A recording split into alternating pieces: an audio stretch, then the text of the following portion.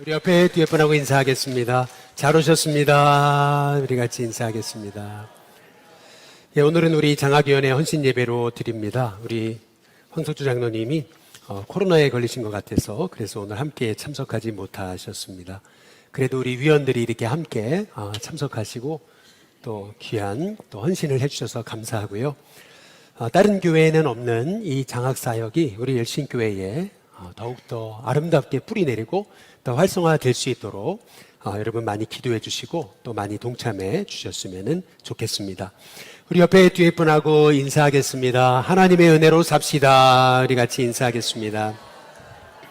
우리 마지막으로 인사하겠습니다. 무덥지만 은혜로 승리합시다. 우리 같이 인사하겠습니다. 할렐루야.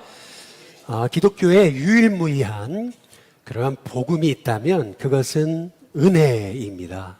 은혜라는 게 뭐냐면 자격 없는 자에게 베푸시는 하나님의 특별한 호의가 은혜인 거거든요. 필립 얀시라고 유명한 기독교 변증가가 있죠. 영국에서 한 변증이란 자리가 있었어요.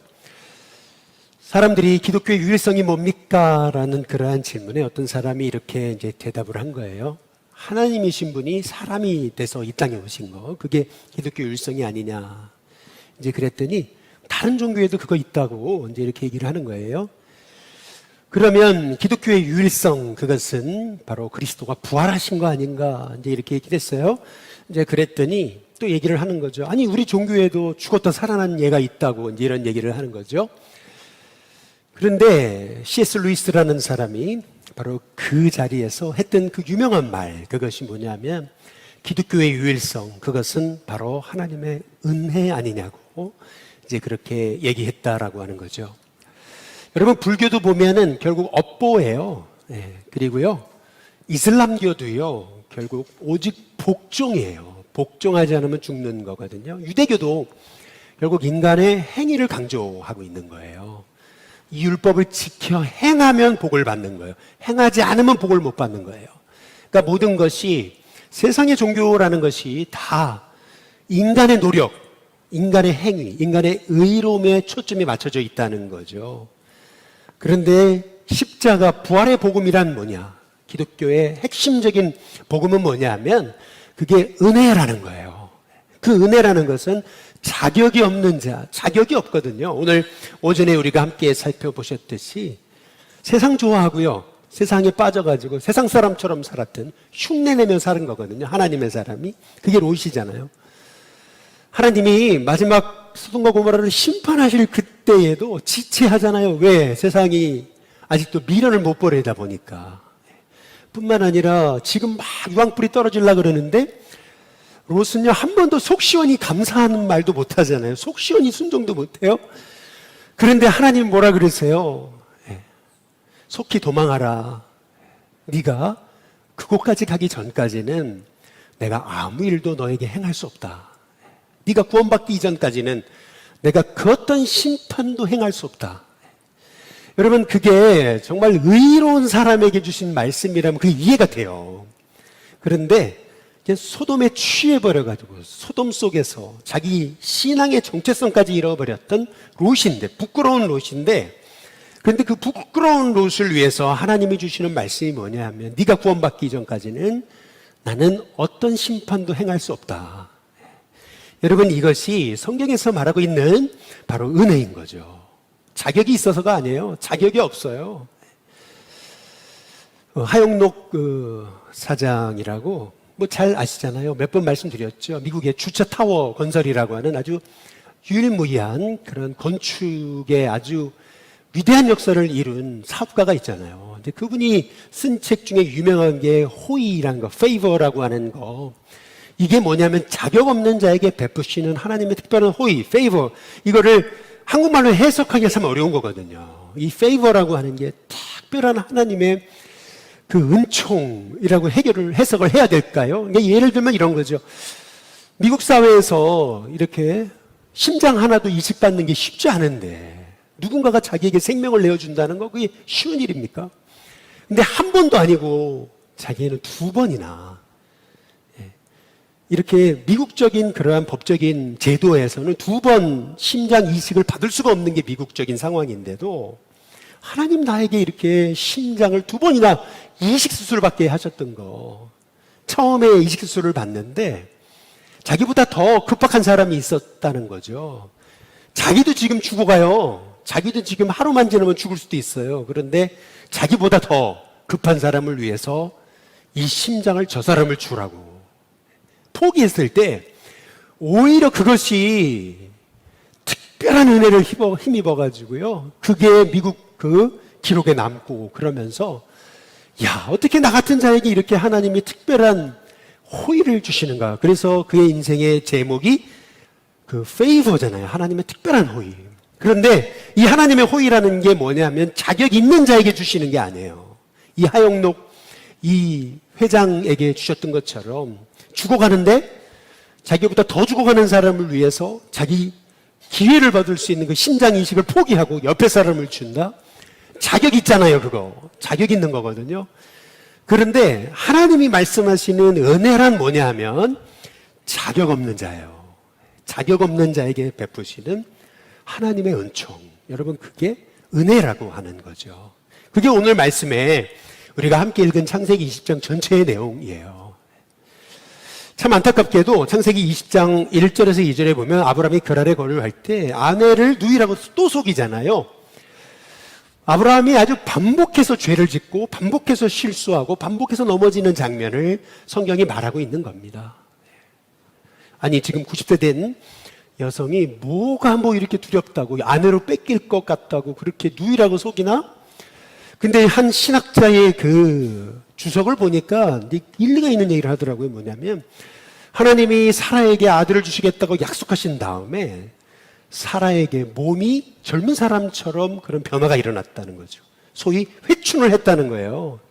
네, 굉장히 일리가 있는 얘기다. 아니, 아이를 낳을 수 없는 여성이 어떻게 아이를 낳아요? 그러니까 하나님이 낳을 수 있도록 젊어지게 하셨다. 이제 이런 얘기를 하는데 여러분, 아무튼 오늘 말씀에서 우리가 봐야 되는 것은 뭐냐면요, 아브라함이 또 실수했다는 거예요. 또 넘어졌다는 거예요. 또 죄를 졌다는 거예요. 그러니까 아브라함에게 하나님이 아들 이삭을 주신 거, 그것은 아브라함이 그런 복을 받을 만한 사람이니까, 자격이 있으니까 하나님이 아브라함에게 아들을 주신 게 아니라는 거예요. 오늘 성경이 말하고 있는 것은 뭐냐면요, 아내를 누이로 속일 정도로 그렇게 세상 두려워했던 그런 아브라함이라는 거죠. 반복해서. 여러분, 전에 애굽 땅에 갔다가 바로에게 자기 아내를 누이라고 속인 것 때문에 아내 뺏길 뻔했잖아요. 근데 지금 똑같은 실수를 반복하고 있다라고 하는 거죠. 창세기 20장 3절에 보면은 똑같아요, 패턴이. 그 밤에 하나님이 아비멜렉에게 현몽하시잖아요. 애굽에 내려갔을 때 그 밤에 바로에게 나타나신 것처럼 하나님은요, 아브라함의 실수에도 불구하고 이 아비멜렉이 사라를 범하지 못하도록 하나님이 딱 개입하시는 거죠. 그때 애굽에서 아브라함이 겪었던 게 똑같아요. 반복적으로 일어났어요. 창세기 20장 9절에 보면 아브라함이 이 잘못을 했을 때 아비멜렉이 아브라함을 개인적으로 부르잖아요. 그래서 뭐라 그래요? 내가 어찌하여.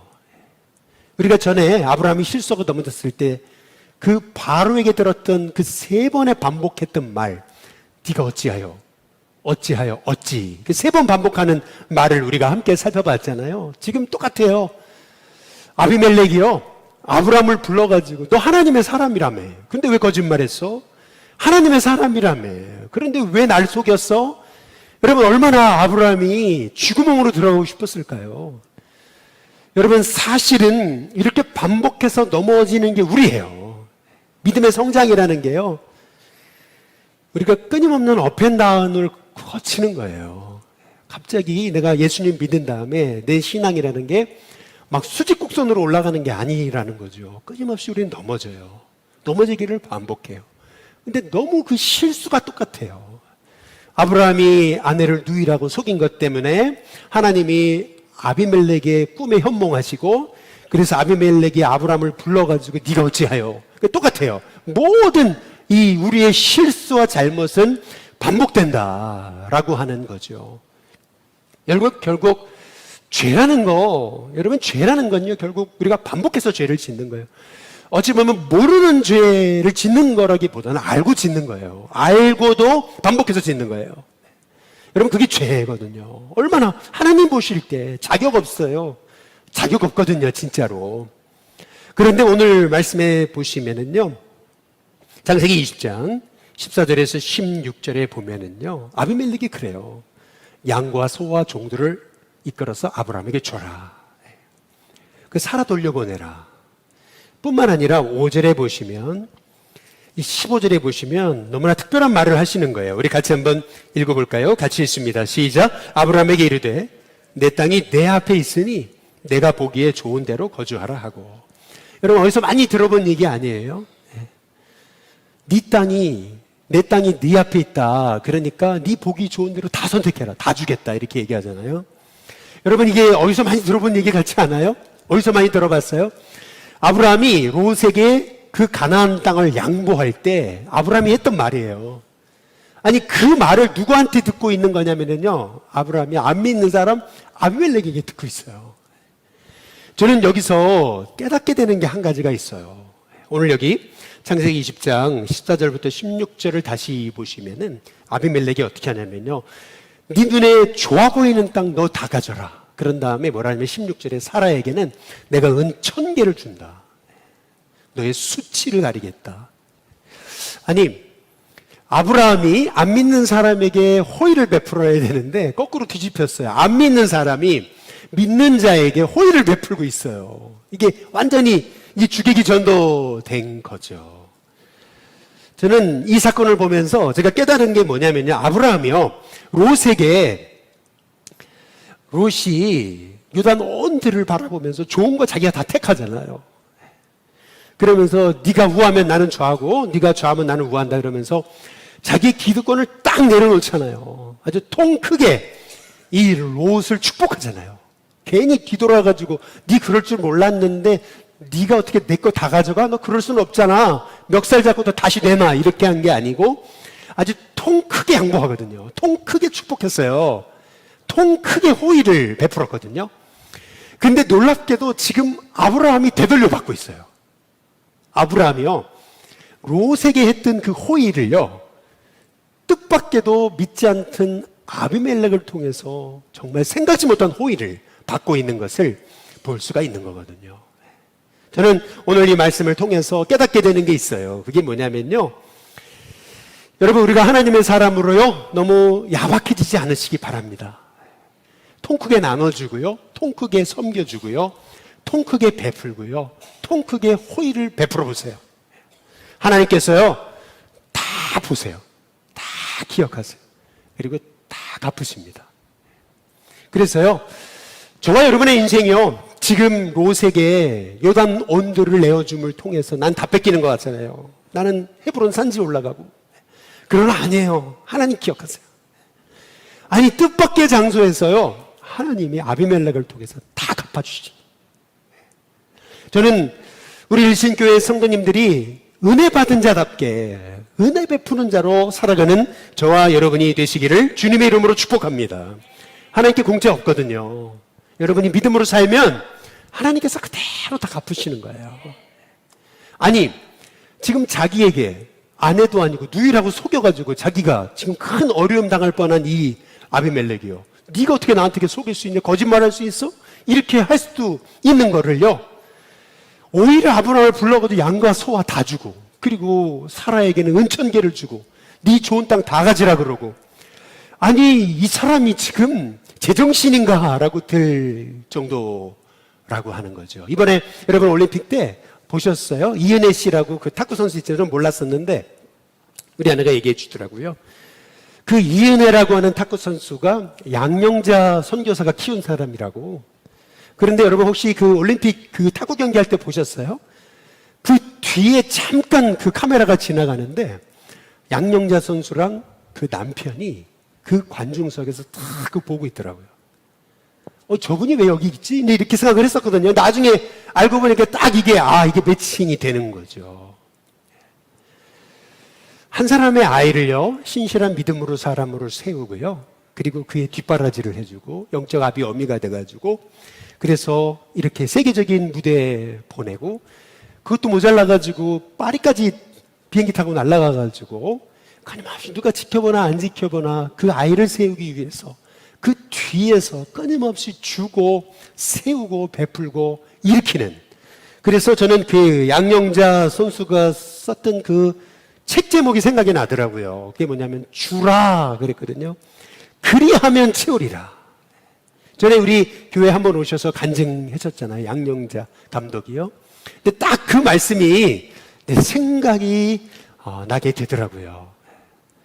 여러분, 아브라함이 그 롯에게 네 좋은 거 먼저 선택해라 그러면서 기득권 내려놓는 것 같았지만, 그러나 그 빈손에 결국 채우시는 분은 우리 하나님이시다.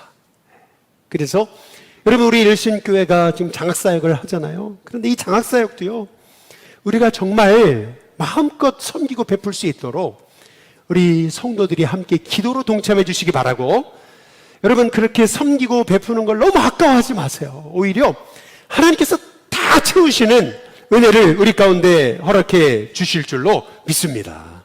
그런데 오늘 여기 말씀에서 아브라함이 그동안 계속 실수하고 넘어지는데 아브라함의 아주 다른 모습이 하나 나와요. 그게 뭐냐면요, 우리 창세기 20장 한번 17절을 한번 보실까요? 17절. 우리 17절입니다. 17절만 같이 한번 읽어보겠습니다. 같이 읽습니다. 시작. 아브라함이 하나님께 기도하며 하나님이 아비멜렉과 그의 아내와 여종을 치료하사 출산하게 하셨으니. 여기 보면 아브라함이 그 아비멜렉을 위해 축복하며 기도했음을 말하고 있거든요. 그랬더니 아비멜렉의 태문이 탁 열렸더라. 근데 알고 보니까 18절에 여호와께서 이왕에 아브라함의 아내 사레일로 아비멜렉의 집에 모든 태를 닫으셨다, 이렇게 말씀하고 계시잖아요. 저는 이 아브라함의 기도는 어떤 기도였을까 이렇게 생각을 해보니까요, 여러분 아브라함의 기도는 뭐냐면요, 그냥 하나님이 아비멜렉 축복하라니까 마지못해 축복하는 기도가 아니었던 거죠. 한번 보세요. 자기가 실수하고 넘어졌잖아요. 자기가 거짓말했잖아요. 속였잖아요. 그것 때문에 창피를 당하긴 했지만 오히려 호의를 얻잖아요. 네 보이는 땅 다 가지고, 그리고 양과 소 다 넣어가지고 사람에게는 은천개를 주고. 야, 여러분, 이런 호의가 어디 있어요? 아브라함은요, 여기서 깨달은 거예요. 야, 내가 내 힘으로 사는 게 아니고, 내가 자격이 있어서 이런 은혜를 힘입는 게 아니고, 무자격자인 나를 하나님이 전폭적으로 사랑하시는구나. 그래서요, 지금 여기 창세기 20장 17절에 아브라함이 하나님께 기도하며 이렇게 나와 있잖아요. 여러분, 이것은 단순한 기도가 아니에요. 그냥 하라니까 하는 기도가 아니에요. 여러분, 이 기도는 뭐냐면요, 아브라함은 저는 그렇게 생각해요. 정말 감사하고 감격하면서 기뻐하면서 했다고 생각해요.